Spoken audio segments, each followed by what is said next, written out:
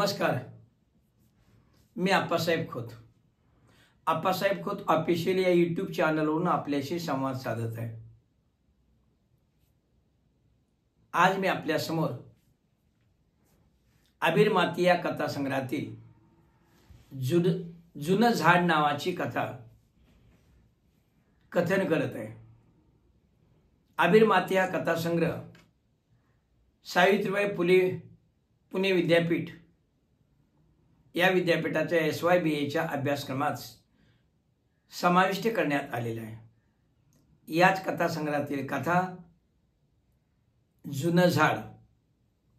शंकर नानाला आता पूर्वीसारखं शेतातील काबाड कष्ट काम होत नव्हतं. त्यांचं वय झालं होतं.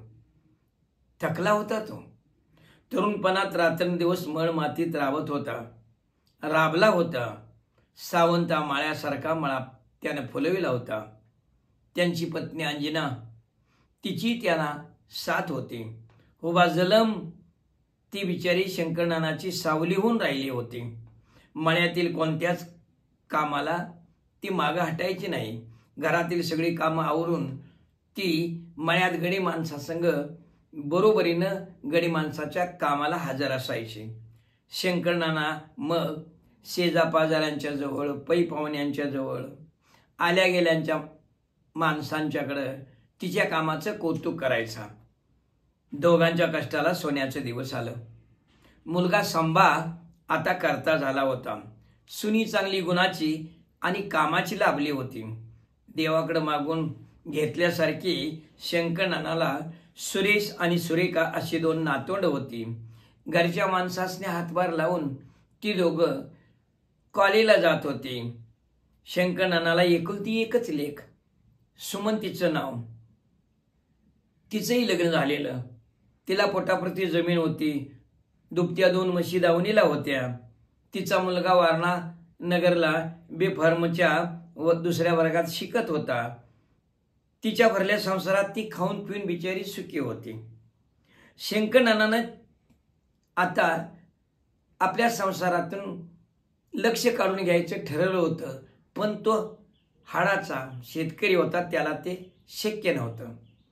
शंकरनानाची 4 बाजूनी आता जम बसला होता. चांगली गोष्ट झाली होती. त्याच्या संसारात कसलीही ती उणीव नव्हती. अशा या संसाराची वाट चालता चालता आपण कधी परतीच्या वाटेवर आलो हे सुद्धा त्याला कळलं नाही. मग तो मनातल्या मनात एकटाच स्वतःशी घोकत असायचा. बघता बघता किती वर्ष मागं पडली आणि मी म्हातारा झालो. थकलो, आता डेंगलो. आता काम जमना मला. कामाकामानं पार वाकलो मी. गुडघं दुखत्यात. डोळ्याने बी अंदुक अंदुक दिसतया. खरं घरात नुसतं बसून चैन पडतोय का? घटकाभर मळ्याकडे जाऊन यावं. तेवढाच पायासनी कड आल्याला कमी होईल. पाय मोकळं होतील. जीवाला बरं वाटेल म्हणून मळ्याकडे जाऊन यावं वाटतं या. खरं तेवढ्या लांब चालता येणावं. डोळं भरून मळा बघा वाटतोय असं सारखं वाटतंय. डोळ्यापुढं मळा उभा राहतोय. खरं जायचं कसं? शंकरनाना घरात बसल्या बसल्या असा बोकत राहायचा. असा असूनही शंकरनाना मळ्याकडे जाण्यासाठी धडपडायचा. संभानं तर नानाला बजावलं होतं. नाना, उगाच वळावळा करायचं नाही. गप 2 वक्ताला पोटाला खायचं आणि निवांत घरात खाटवर बसायचं. माप आत्तापातून रगड पळून केलं सा. खरं आता नुसतं बसून खायचं वय आहे. आता नाही काम जमायचं. तुमचं वय नाही राहिलं आता. होय, पळून काम करायचं. या वयात माणसाचं नुसतं मन पळतं, शरीर नाही. आपला जीव सांभाळून राहावा. ते सांभाळा म्हणत मग, अरे तो म्हणतोय आज ते पडतंय मला लेका. नाही असं नाही. खरं घरात एका जाग्यावर बसून जीव कैंगटून जातो यार. कुठेवर एकटंच माशा मारीत बसायचं.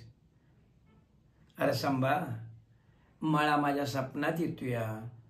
ढोरं गुरं पिकं, पाण्याची हिर, झाडं झुडं, मळ्यातलं घर, घराजवळचं आंब्याचं झाड, सगळं सगळं मला बघूस वाटतंय. यार मग असं करायचं, सुरेशला घ्यायचं, मोटरसायकलनं मळ्याकडे यायचं आणि त्याला संघ घेऊनच मळ्यातनं फेरी मारायची.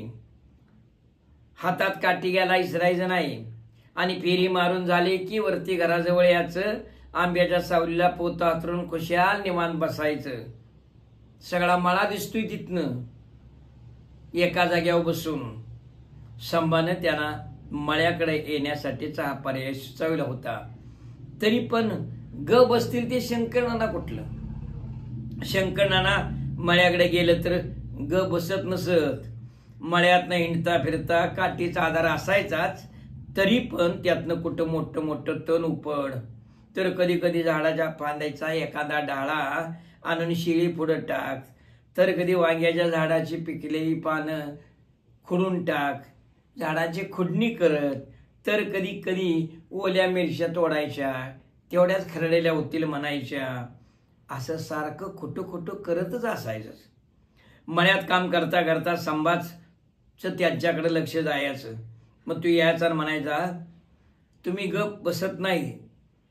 नाही तुम्ही गप बसणार, मला माहित आहे, म्हणून तुम्हाला सांगतोय मळ्याकडे येत जाऊ नका. जावावरती घराकडे आंब्याच्या सावलीला बसा जावा. आपलं गप गुमान बसायचं सोडून सारखं वरा वरा वरा सगळ्या मळ्यातनं फिरायचं. पाय लटका पडून कुठंतर पडचिला आणि पाय मोडून घेतचिला, लावचीला मला 5-50 हजाराला टोपी. होय, तेवढं फाळकूट बसलं म्हणजे संसारात मला कसं होईल. गप थंडगार बसायचं सावल्या सोडून काम करायची दांडगी हाऊस. मग मात्र शंकरनानाचा नाईलाज व्हायचा. नानावरती घराकडे तिथं जनावरांना मोठमोठे वैरण टाकत बसत, पावड्यानं शेण मागं वडत, तर कधी कधी रिकामं कसं बसायचं म्हणून मोकळं खळ्यावर जायचं, खळं लुटून काढत, तर कधी खुरपं घेऊन घराजवळचं खळ्याजवळचं तणकड बांगलून काढत. ग बसून राहणं त्यांच्या स्वभावातच नव्हतं. हाडाचा शेतकरी होता तो. कधी कधी सकाळी घरात आणि संध्याकाळी जेवण खाणं झाल्यावर, कधी वेळ मिळेल तवा आणि वेळ असेल तवा त्या दोघा बापलेकांची मळ्यातल्या कामासंबंधी काय जोडणी चालली आहे यासंबंधी चर्चा व्हायची. मळ्यातली कामं वेळच्या वेळी करावी लागतात, वेळ आणि घात सांभाळावी लागते, याचं गुपित नानाला चांगलं माहिती होतं. आणि म्हणून ते आपल्या मुलाला समजावून सांगत, काही कामं महत्वाची असतात, ती कधी करावी, केव्हा करावी, या संबंधी आपला अनुभवाचं शहाणपण ते संभाला पटवून सांगत. असंच त्या दिवशी सकाळी शंकरनाना देवदर्शन करून आलत. देवदर्शन करून येऊन चहा घेऊन खाटावर बसलं होतं. थोडा वेळ असाच गेला आणि कामानिमित्त बाहेर गेलेला संभा परत सकाळी घरात आला. शंकरनाना समोर प्लॅस्टिकच्या खुर्चीवर बसला. त्याच्याकडे पाहत नानाने सहज त्याला विचारलं, संभा, आज मळ्यात कामाची काय जोडणी केली आज म्हणायचे. बसल्या जागी व्यवस्थित बसत शंकरनानाकडे बघत संभा म्हणाला, आता 2 दिवस लाईट येणार नाही म्हणतात. होय, अहो डीपीवर काहीतरी घोटाळा झालाय आणि खोळंबा झाल्यामुळे लाईट नाही. आता मळ्यातली कामं बी काही नाहीत, म्हणजे आता 2 दिवस निवांतच आहे म्हण की. शंकरनाना सहज बोलून गेलं. संभा पुढं म्हणाला, निवांत कुठलं. अहो नाना, ते मळ्यातल्या घराजवळचं आंब्याचं जुनं झाड आहे का नाही, ते तोडायची जोडणी केली आहे. झाड तोडायची जोडणी केल्या शब्द कानावर येताच नानाचा चेहरा बदलला.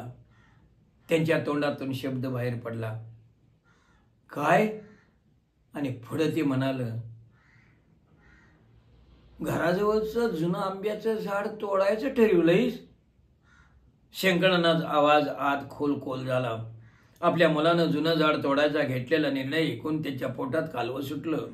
कोणीतरी आपल्याला फिरवून दोन्ही हाताने पुऱ्या ताकदीनिशी धोपाटी घालावे आणि त्या काठीचा मार सहन न झाल्यानं जागच्या जागी आपण कोलमडावं अशी त्यांची अवस्था झाली. त्यांना काय बोलावं ते सुचेना.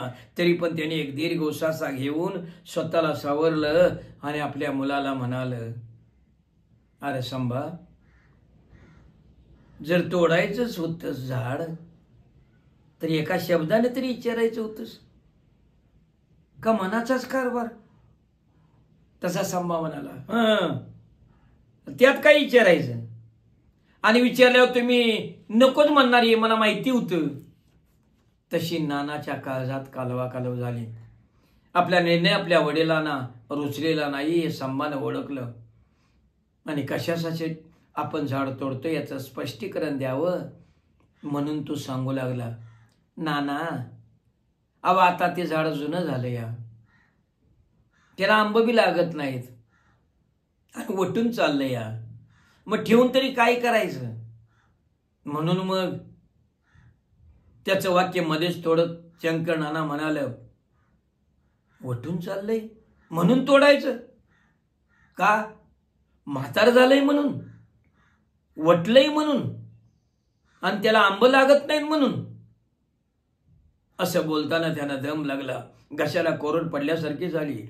त्यांनी कसं तरी स्वतःला सावरलं. उठून देवळीतल्या पाण्याचा तांब्या घेतला, 2 घोट पाणी प्यायला आणि एक दीर्घ उसासा घेऊन पुन्हा देवळीत तांब्या पाण्याचा तसाच ठेवून मागे येऊन खाटवर बसत आपल्या मुलाकडे बघत म्हणालत, म्हणून तू तोडणार आहेस म्हण की?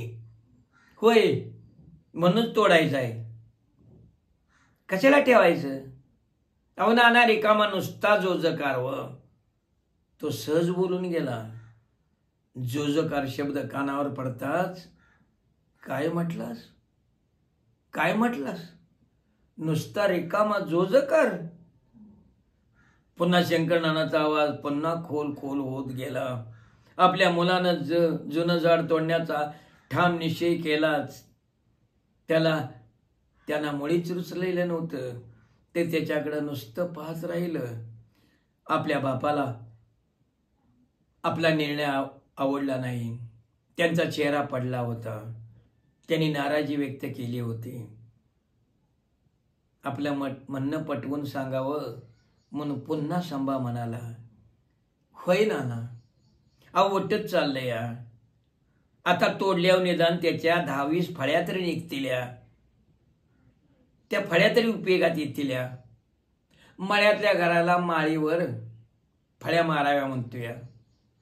बडद आहेत, फळ्या मारले की माडी तयार होईल आणि जिना बी तयार करायचा म्हणतोय. ठेवून तरी काय करायचं? संभानं झाड तोडण्याचं व्यावहारिक कारण सांगितलं. म्हणजे संभा, अरे 10-20 फळ्या निघतील म्हणून तू झाड तोडणार नाही का?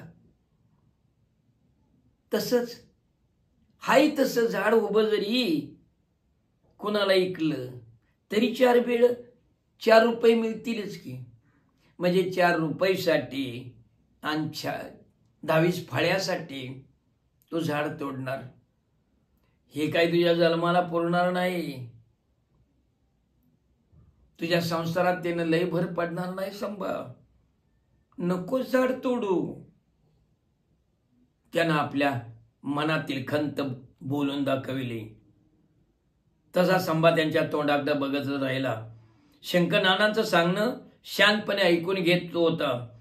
हे नानाच्या लक्षात आलेलं म्हणून ते पुढे झाडापासून मिळणाऱ्या फायद्या तोट्याचं गणित सोडवून सांगावं तसं सांगू लागलं.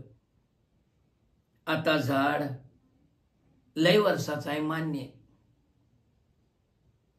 ते वाटणारच की रे, जुनं पुराण होणार, त्याला फळं लागणार नाहीत. हे जरी खरं असलं तरी संभा, आज रोजी झाड ते उन्हात उभं राहून आपल्याला सावली देतं या, हे काही कमी नाही. संभा, तुला या गणित सांगतो. मुळात कुणब्यानं कसलं झाड तोडून र, आणि झाड तोडल्याचं पाप पदरात घेऊन उलट कुणब्याने एखादं झाड लावावं, ते जगवावं, हे झाड लावणे हे पुण्याईचं काम आहे बाळा, आणि झाड तोडणं पाप आहे. संभासारख्या जाणत्या कुणब्याच्या मुलाला शंकरनानांचं सांगणं पटलेलं, तरी त्याने शंका व्यक्त करावी म्हणूनच विचारलं, मग घर बांधताना माणसं झाडं तोडत्यातच की व, हा तेव्हा ते पाप होईत नाही? त्याने शंका व्यक्त केली. होय, बरोबर आहे तुझं संभा. घरासाठी तोडावी लागणारी झाडं ही बिनफळाची असतात. गरज म्हणून तिथं लिंब असेल, सागवान असेल, खैर असेल, कधी कधी फणस, अशी टिकाऊ झाडं तोडावी लागतात. चुकून आंबा नाही फणस असलं बी झाड गरज म्हणून तोडत्यात, नाही असं नाही. शंकरनानानं सविस्तर सांगितलं. म्हणजे गरज म्हणून का असना तोडत्यातच नव. मला बी गरज आहे म्हणूनच तोडतोय मी. मळ्यातल्या घराला मधमाळीला जिना पाहिजे आहे, जिना करणार आहे, किलची मारून माळी करणार आहे, मग ती माझी गरज भागल का नाही? आपण झाड का तोडतोय याची निकड आणि गरज संभानं सांगितली. मग मात्र शंकरनानांना ओळखलं, संभा नक्की झाड तोडणार. शेवटचा पर्याय म्हणून शंकरनाना म्हणाल, संभा अरे झाड तोडणारच होतास, मग निदान तुझ्या आईला तरी विचारूनच का रे? तिला तरी विचारून बघ. तिला काय विचारायचं? आईला काय कळतंय त्यातलं? असं तो सहज बोलून गेला. अंजनाला त्यांना असं टाकून बोललेलं शंकरनानाला सहन झालं नाही. त्यांना खूप वाईट वाटलं. ते संभाकडे पाहत म्हणाल, म्हणजे तिला व्यवहारातलं काही कळत नाही असं म्हणायचं आहे काय तुला? अरे संभा, तिला त्यातला कळत नाही असं तू म्हटलासच कसं? बाळा, तिला सगळं तुझ्यापेक्षा माझ्यापेक्षा जास्त कळतंय.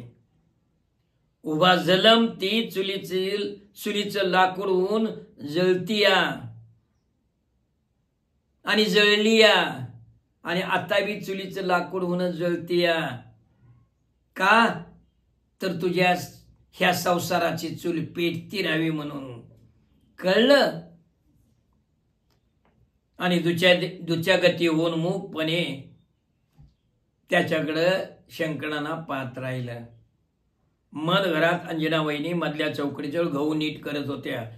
गहू नीट वाट करत बसलेल्या अंजना वहिनीनं मगापासून दोघांचं बोलणं ऐकत होती. बाप लेकांच्या बोलण्यात आपण मध्ये पडायला नको असं समजून ती होती. ती गप होती, पण जेव्हा विषय तिच्या निर्णयाप्रती आला आणि संभाने तिच्याबद्दल असं टाकून बोललेलं ऐकून मात्र ती सावध झाली. मुलाच्या भरल्या संसारात आता आपली गरज उरली नाही आणि आता आपल्याला किंमतही उरली नाही. मुलानं आपल्या शब्दाबाहेर जाऊ नये ही गोष्ट तर मग खूप खूप दूर राहिली याची जाणीव अंजना वहिनीला झाली. तशात शंकरनानानं तिच्या कर्तृत्वाची ग्वाही दिली होती. आता आपण बोललंच पाहिजे असं तिने ठरविलं. भरलं गावाचा सूप बाजूला सारून ती उठून उभी राहिली आणि दोघांच्या समोर आली. मूकपणानं कॉटवर बसलेल्या आपल्या मालकाला म्हणाली, मालक, तुम्ही आता त्याचे आडवं जाऊ नका, आडवं पडू नका तुम्ही एका, आणि शब्दाने शब्द वाढवू बी नकासा. या संसारात रात तुम्ही राबलासा, उन्हातानात खपलासा, आवा आता इळ्यागत वाकलासा. का केले तुम्ही सगळं? घराचं घर पण राहावं म्हणूच नव, त्याची जाण नाही ठेवली आहे ना. आता हे संसार त्याचा आहे, त्यानं कसं वागायचं ते त्याचं त्यानं ठरवावं, त्याच्या मनासारखं करू दे. कळलं? तोडू दे झाड. अंजना वहिनीनं उभ्या संसाराचं गणित सोडवावं तसं बोलून गेली. तसं उचलून शंकरनाना म्हणाल, अगं हे संसार आता त्याचाच आहे की, मी कुठे नाही म्हणतोय. आता कुठं आपल्याला पुण्याला संसार करायचा आहे. करियो सावलीचं झाड तोडू दे होई. झाड तोडणं सोपं असतं ग, जगविणं लय अवघड असतं. तरी पण तू झाड तोडू दे म्हणतीयस. आणि झड भरल्या मनानं नाना पुढे सांगू लागलं, अगं माझ्या बापाने झाड लावलं. सरत्या उन्हाळ्यात प्याला पाणी मिळत नव्हतं, असला उन्हाळा. तसल्या उन्हाळ्यात माझ्या बापानं कावडीनं पाणी गाठून हे झाड जगविलं. बाप मेला माझा, त्याला नाही कळत, त्याला नाही फळं खायला मिळाली. खरं पुढं झाड फळाने लगडलं. माझी आणि याच्या डोईनं माग सरस्तुर आंब खाल्लं, शेकड्याने आंब निघालं. आता झाड म्हातारं झालं. माझ्यासारखंच की झालं म्हातारं झाड, नाहीत फळं लागत त्याला, ओट्यात चाललंय ते. म्हणून त्याच्यावर कुऱ्हाडीचं गाव घालायचं काय? सांग की तू. शंकर नाना अगतिक होऊन अंजनाबाईला विचारलं. तशी ती पुढं होऊन निर्वाणीचं खरं तर आपलं दुःख मन आवरून म्हणाली, होय तोडू दे, तोडू दे. त्यानं कुऱ्हाडीला धार लावून आणल्या, लव्हाराकडं पाजवून आणल्या. त्यानं कुऱ्हाड कुणावर चालवायची? जुन्या सावलीच्या झाडावर का झाडासारख्या वाकलेल्या माणसावर? हे त्यानंच ठरवावं. तुम्ही दातकिळी देऊन गप बसा, बोलू नका तुम्ही. आपल्या आईचं बोलणं त्याला वर्मी घाव बसावं असं लागलं. हे जरी खरं असलं तरी आपला निर्णय त्यानं बदललेला नव्हता. त्या क्षणी तो ताडकन उठला. कालच त्यानं लाकडं तोडायची मोठी कुऱ्हाड लोहाराकडं पाजवून धार लावून पाणी देऊन आणली होती. तो सरळ कुऱ्हाड ठेवलेल्या जागी गेला. कुऱ्हाड उचलून त्यानं खांद्यावर घेतली, पायात चपला घातल्या आणि आज स्वयंपाकघरात कामात गुंतलेल्या आपल्या बायकोला तो ऐकू जाईल असं मोठ्यानं म्हणाला, मी मळ्याकडे जातो ग.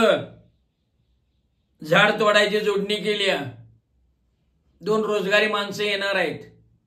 तेव्हा माझं आणि त्या 2 रोजगारी माणसांचं जेवण घेऊन माझ्या मागणं लवकर ये, कळलं का? उशीर करशील, मी जातो पुढं. आणि तो अंगणात आला. खांद्यावली कुऱ्हाड सावरत झाप झाप पावलं टाकीत मळ्याची वाट चालू लागला. आणि पाठोपाठ घरामध्ये नीरव शांतता पसरली. झालं. त्या दिवसापासून शंकर नानानं एकटंच उदास होऊन काठवर बसू लागलं. मनाला खूप लावून घेतलं त्याने. झाड तोडल्याचं त्याने खूप मनाला लावून घेतलं होतं. म्हणूनच ते एकटं बसत. त्यांच्या डोळ्यासमोरून झाड जाता जात नव्हतं. झाड तोडलं. झाड पुढं तोडलं. त्या झाडाच्या फळ्या आणि जिन्याचं साहित्य सॉमिलमधून वारणेवरनं कापून आणलं. जिना माडी तयार झाली. मळ्यातले घराला नवं रूप आलं. मग कधी कधी संध्याकाळी नातवंड सून मधल्या घरात मधमाळीत, गावातल्या घरात मधमाळीत मळ्यातील घरासंबंधी बोलत असत. संबाई त्यांच्या बोलण्यात रस घेत असायचा. खाटवर उदास बसलेल्या नानाला हे सर्व ऐकून गलबलून यायचं आणि त्याचं मुखेपण वाढत जायचं. त्यांचं मुखेपण पुन्हा वाढत जायचं. आतलं दुखरं मन कात्रत जायचं. शंकर नानानं झाड तोडल्याचं एवढं मनाला लावून घेतलं की शंकर नाना आजारी पडलं. त्यांची अन्नावरची वासना उडाली. त्यांचं खाणं पिणं कमी झालं. त्यांची तब्येत खालावली. अंजनाबाईनं त्यांना नाना परीनं समजावून सांगितलं. शंकर नानानं नुसतं वैनिकचं बोलणं ऐकून घेतलं. एक शब्दही ते काही बोलत नसत. नुसतं खांद्यावरील टावेलानं डोळं पुसत. काही दिवस असंच उदास निघून गेलं. शेवटी अंजनाबाईला राहवना. आपल्या मालकाची अवस्था तिला बघवना. तिनं आपल्या मुलीला सुमनला नाना आजारी असल्याचा फोन केला. सुमन धावत पळत आली. सुमन येताना तुपातला गोड गव्हाचा सांजा करून घेऊन आली होती. आपल्या बापाला ती भेटली. त्यांची ती अवस्था बघून त्यांच्या गळ्यात पडून रडली. दुःखाचा कड सावरल्यावर डोळं पुसत तिनं नानाची समजूत घातली. त्यानं झाड तोडायचं होय नको होत. त्याने झाड तोडायला नाना नको होतं. तोडलं तर आता तोडू दे. आता तेच कशाला उगाळत बसतायसा. आता तुम्ही असं झुरून काय उपयोग आहे का काळजी करून उपयोग आहे. काळजी करून तोडलेलं झाड येणार आहे का. जे होयाचं ते झालं. खरं तर जे होयाला नको पाहिजे होतं तेच झालं. आता म्हातारपणी तुम्ही आपलं घाट मुटका खाऊन धड राहा. तुमच्या जीवाला तुम्ही जपा नाना. सुमन शंकर नानाची समजूत घालत पुढं म्हणाले. आणि नाना तुम्हालाही सांगतो, त्या झाडाचं वटून जळानं झालं असतं. उलट नाना त्या झाडाचा नवीन योग फायदा झाला. त्या झाडाला दुसरा जलम मिळाला. काय. नाना आश्चर्यानं मुलीकडे बघत राहिला. आणि नाना म्हणाल, झाडाला दुसरा जलम मिळाला. तू कसा गेली की. आता हे बघा, ठेवलं असतं तर कवा नाही कवा वटून त्या झाडाचं जाळानच झालं असतं. त्यापेक्षा आता त्या झाडाच्या रूपानं त्या फळ्या काढल्या, जिना तयार झाला, नवीन माडी झाली, जिना झाला. नाना आता जोपर्यंत घर उभं आहे तोपर्यंत निदान हितनं पुढं 2-3 डुयात तरी त्या जिन्याच्या रूपानं आणि माडीच्या रूपानं जुनं झाड जिवंत राहील का नाही सांगा बघ. असा का विचार करत नाहीसा तुम्ही. नाना मन आहे नव्हता. कुंची म्हणशीला तर जे होतं ते बऱ्यासाठीच होतं. नका काळजी करू सा. सुमन सांगितलेला नवा पर्याय नानाला पटला. त्यांच्या दुखऱ्या मनाला मोरपिसानं स्पर्श करावा असं त्यांचं मन सुकावून गेलं. डुयानडुई कोण जगाय आलंय इथं. तू म्हणतीयास तसा जीवमान असंच तर ग. लेकी मी माडी आणि जिन्याच्या रूपानं झाडाचं नवं रूप बघत राहीन बघ. नानानं खुल्या मनानं आपलं मत व्यक्त केलं. समाधान पावलं नाना. ते समाधानाचं बोलणं ऐकून सुमनेलाही खूप समाधान वाटलं. सुमन तुपातल्या सांजाच्या डब्याचं टोपण उलगडलं आणि तो डबा त्यांच्या पुढं धरत ती म्हणाली, आता खावा, सांजा आहे. शिऱ्याचं 2 घास खाऊन घ्या. आपल्या वडिलांच्या बदलत्या रूपाकडे पाहत ती पुढं म्हणाली, नाना तुम्ही धड तर यो संसार धड. आता हे बघा, 2 दिवसावर बेंद्राचा सण आलाय. बेंद्राच्या मुळावर घरात वादावादी नसावी, आटाट नसावा. ते दिसायला बरं दिसत नाही. घरातला वाद सपावा, हटवाद सपावा म्हणून मी म्हणतोया. शंकर नाना आता भरल्या मनानं सांजा खात होतं. त्यांना खाताना बघून ती त्यांच्या मनात शिरून बोलत होती. ते त्यांच्या चेहऱ्यावर आता स्पष्ट दिसत होतं. सांजा खाऊन झाल्यावर त्यांनी पाणी पिऊन घेतलं आणि सुमनला ते म्हणालं, तुझ्या भावाला सांग, तुझ्या हितासाठी तुला सांगत होतो. तू माझं ऐकलं नाहीस. मी तुझ्यावर राग केला, मनात राग धरला. आता राग गेला माझा. खरे एक कर म्हणावं. तुझ्या भावाला सांग, एक कर म्हणावं. झाड तोडलंच का नाही, त्या खड्ड्याच्या जागी बेंद्राच्या मुळावर कलमी आंब्याचं झाड लाव आणि पाणी घालून ते झाड जगीव. शंकरनानं आपल्या मुलीला संभाला सांगण्यासाठी नवा पर्याय सुचविला. ती बी त्यांच्याकडे पाहत आश्वासक नजरेने म्हणाली, चालल, सांगेन मी दादाला, तो ऐकल माझं, नाही म्हणायचं नाही. मग तर झालं का तुमच्या मनासारखं? लेकीनं बापाला जणू शब्दच दिला. ती दोघं बोलत असतानाच तिने सांज करून अंगणात गाडीचा हॉर्न वाजला. कोण आलं असं म्हणून मनातल्या मनात सुमननं वाकून बघितलं तर सुरेश आला होता. त्याने मोटरसायकल मधल्या स्टँडवर उभी केली. गाडीच्या साईड हुकाला घट्ट आवळून बांधलेली कॅरी बॅग सोडली. कॅरी बॅग हातात घेऊन तो पुढील सोप्यात आला. काय आहे रे बाळ त्यात? आंब्याचं कलम, आपल्या बाच्याला सुमन म्हणाली. होय आत्या, हापूस आंब्याचं कलम आम्ही घेऊन आलोया, वारणवरून आत्ताच आलो बघ.